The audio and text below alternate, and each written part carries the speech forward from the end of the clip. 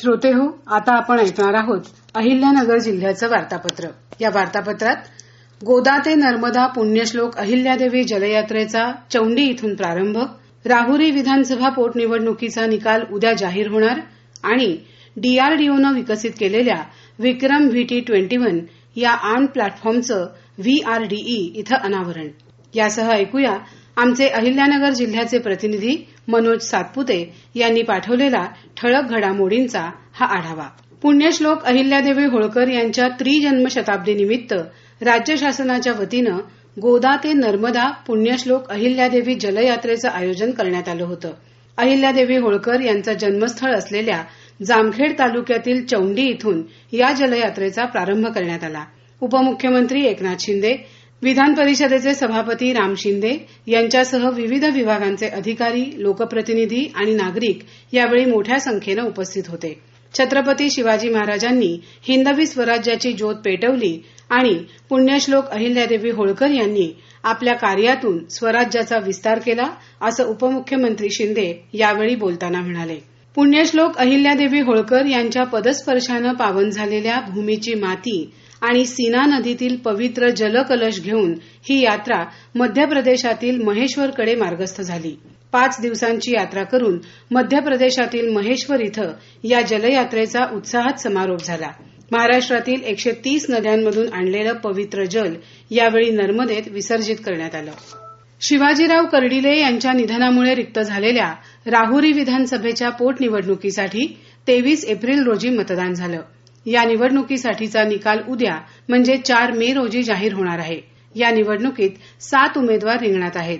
मतदानाची एकंदर टक्केवारी 56.20 इतकी होती. वाराणसी पुणे हडपसर अमृत भारत एक्सप्रेस नुकतीच सुरू झाली आहे.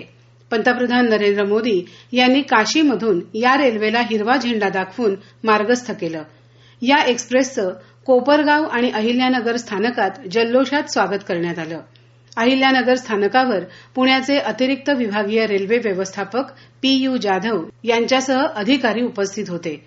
कोपरगाव स्थानकावरील स्वागत समारंभाला खासदार भाऊसाहेब वाकचौरे, पुणे विभागाचे वरिष्ठ अधिकारी विलास पैठणकर उपस्थित होते.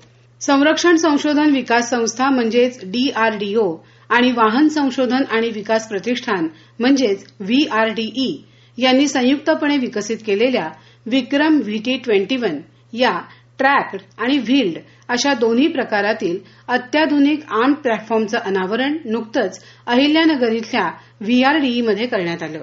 DRDOचे अध्यक्ष डॉ. समीर कामत यांच्यासह अन्य मान्यवर यावेळी उपस्थित होते. एकाच वेळी क्षेपणास्त्र आणि लष्करी जवान अशा दोघांनाही वाहून नेण्याची क्षमता या वाहनांमध्ये आहे. अवघ्या 3 वर्षांमध्ये या 2 वाहनांची निर्मिती करण्यात आली असून ती सध्या प्रायोगिक तत्वावर केली आहे. भारत फोर्ज आणि टाटा अॅडव्हान्स सिस्टीमच्या सहकार्यानं या वाहनांची निर्मिती करण्यात आली आहे.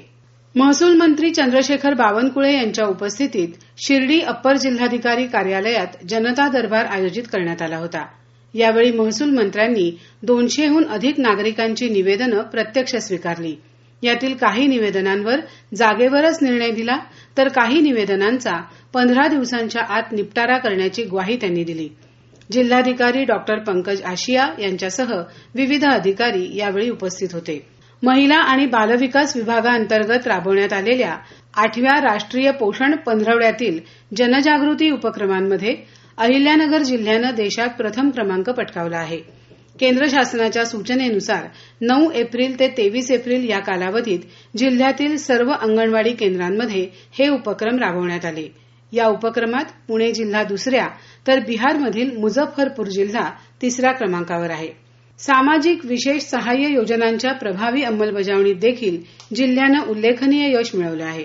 यामध्ये अहिल्यानगर जिल्ह्यानं राज्यात अव्वल स्थान पटकावलं आहे. जिल्ह्यातील 1,38,000 लाभार्थ्यांना 248,38,24,000 रुपयांचं अनुदान थेट लाभ हस्तांतरण प्रणालीद्वारे वितरित करण्यात आलं आहे. तर श्रोते हो, हे होतं अहिल्यानगर जिल्ह्याचं वार्तापत्र. आमचे अहिल्यानगर जिल्ह्याचे प्रतिनिधी मनोज सातपुते यांनी पाठवलेली माहिती आपण ऐकलीत. वाचन केलं होतं सविता म्हसकर यांनी. हा कार्यक्रम आकाशवाणी पुणे केंद्राच्या प्रादेशिक वृत्त विभागानं सादर केला.